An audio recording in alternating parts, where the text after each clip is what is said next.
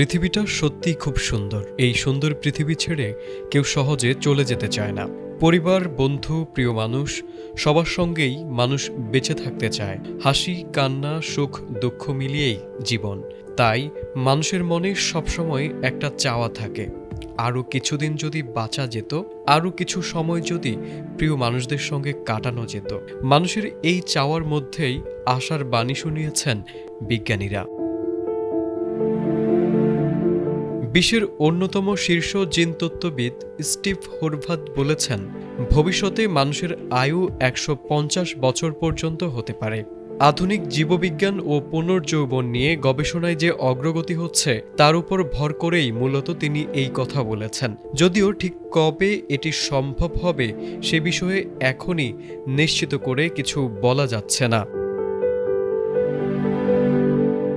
Steve হরভাত জানান, বিজ্ঞানীরা এখন মানুষের শরীরের জৈবিক বয়স খুব নির্ভুলভাবে বুঝতে পারছেন।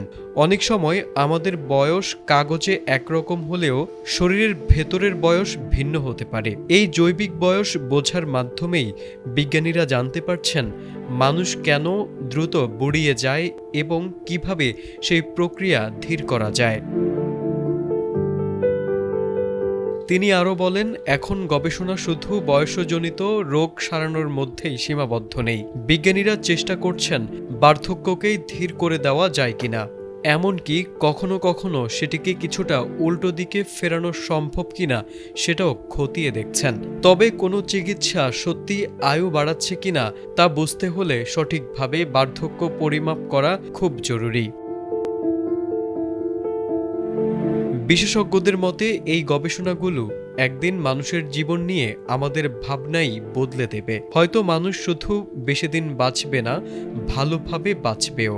কারণ মানুষ আসলে মরতে চায় না, মানুষ চায় জীবনটা একটু বেশি সময় ধরে প্রিয় মানুষদের সঙ্গে সুন্দরভাবে উপভোগ করতে।